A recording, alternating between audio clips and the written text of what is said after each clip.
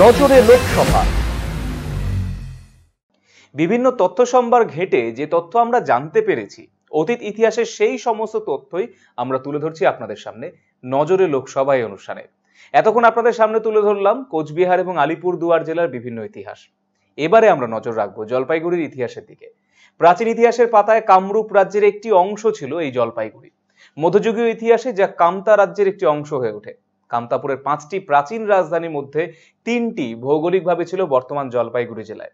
1865 খ্রিস্টাব্দ পর্যন্ত ডুয়ার্স অঞ্চল বেষ্টিত জলপাইগুড়ির শাসন ক্ষমতা ভুটান রাজার দখলে থাকলেও 1869 খ্রিস্টাব্দে ব্রিটিশ ইস্ট ইন্ডিয়া কোম্পানির সহায়তায় সিনচুলা চুক্তির মধ্য দিয়ে ভুটান রাজার হাত থেকে পুনরায় কোচ রাজাদের দখলে আসে জলপাইগুড়ি। ইতিহাসের পাতা থেকে সেই জলপাইগুড়ি জেলার ইতিহাস নিয়ে নজরের লোকসভায় আজ রইল আরসিটিভি সংবাদের বিশেষ প্রতিবেদন।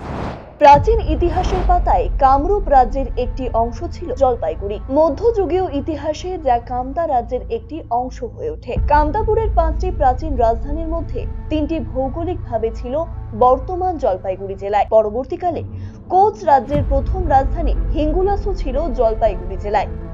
পশ্চিম ডুয়ার্সের অংশ নিয়ে মূলত গঠিত হয়েছিল জলপাইগুড়ি জেলা।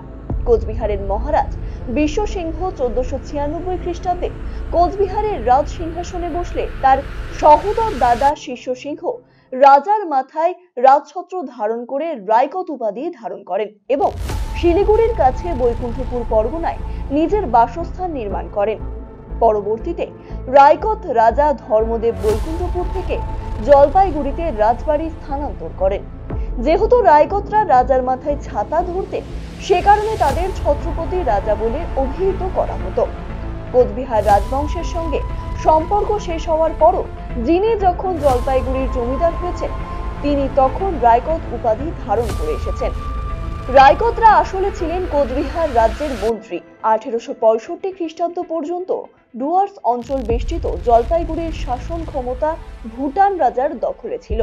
1869 খ্রিস্টাব্দে ব্রিটিশ ইস্ট ইন্ডিয়া কোম্পানির সহায়তায় সিনচুলা চুক্তির মধ্যে দিয়ে ভুটান রাজার হাত থেকে পুনরায় কোচ রাজাদের দখলে আসে জলপাইগুড়ি।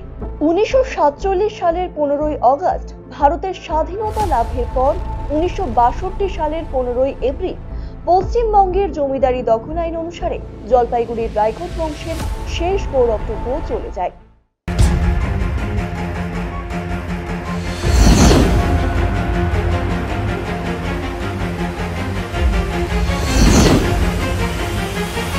নজরে লোকসভা।